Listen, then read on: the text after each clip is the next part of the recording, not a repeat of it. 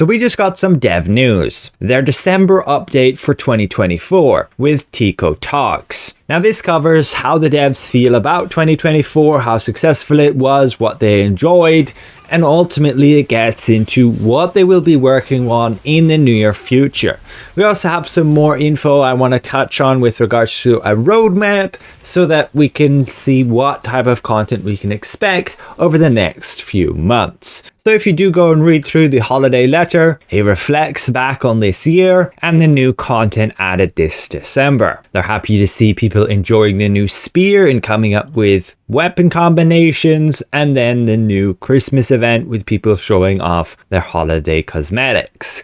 But the next steps are quite a bit interesting. They're actually listening to our feedback. They heard us about the rune distribution, and so they've added the increased rune outputs in various content so that you can play the content you love most. For PvP enthusiasts, they did say they will be adding new ways to get runes outside of just arena coins. So look out for that in the near future. Looking ahead for 2025, first and foremost, they're going to look at daily activities, where people feel it's a bit overwhelming. They believe it's important to have engaging content for when you log in and enjoy each day, but they recognize with new additions, they've reached the point where the daily checklist feels a bit more like a chore than an adventure. And I 100% have got to agree with that, because right now you've got to run 2 2-star dungeons, 3 1-star dungeons, and at least 1 dimensional trial. On top of doing 10 of your resistance contracts, dynamic events for getting the runes and getting your guild reputation,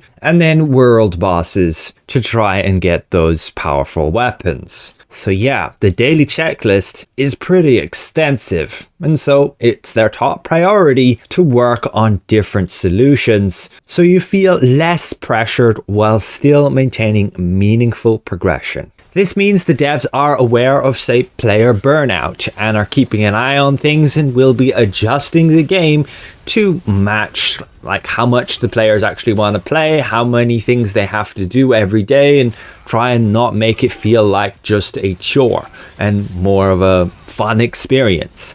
My suggestions would be, look at what content people enjoy and try and incorporate the rewards within that. For example, a very simple thing would be to add runes to co-op dungeons and allow you, while doing your dimensional trials, to spend your contract tokens to get the loot there, rather than having to do, say, both trials and then also your standard co-op dungeons in order to get gear loot. That, at the very least, I think will help quite a bit. But of course, there's definitely more that they need to do. Another major focus for them will be to improve combat, movement, and targeting systems. They say please bear with them. These are important systems, but are complicated to iterate on. They'll be making significant improvements with the new year. They want your character's interactions with the world to feel intuitive and fluid. And yes, absolutely, that needs work. Personally, would like to see some improvements with regards to action combat mode. Targeting is still pretty clunky here, and I still find myself not, say, clicking on my target first to try and cast my abilities on them. Like, I'll go near a guy and this so happened to hit him because it was an AoE attack that didn't need a target, but otherwise it would have done nothing if I didn't actually click on him first. And that's just not, for me, intuitive coming from other action combat games. I like to be able to just aim, point the middle of my screen, my reticle, on my target and cast my abilities to hit them. And finally, some last notes. They're very grateful that we all play the game and enjoy it, the sheer amount of us, and you can read the other letters at the Christmas tree in Stoneguard Castle from the other devs, and ultimately, happy holidays. And that was pretty much it for Tico Talks for December. In the past, they've covered videos with this info, but now, he decided to make it a little bit different and have a letter. However, what I want to look at now is the roadmap. Now, this is for the Korean server, and things are still open to change, and we don't know exactly when we will be getting all of these new contents and features. But since we got the spear at the same time as them, it's very likely we'll get the weapon mastery at the same time, the one-man dungeons at the same time, the inter-server siege, and the 12-player raids. Because in terms of content to play, we are feeling it's a little bit dry. Yes, there's the new dimensional trials, but if it's not something you enjoy, then there isn't much for you.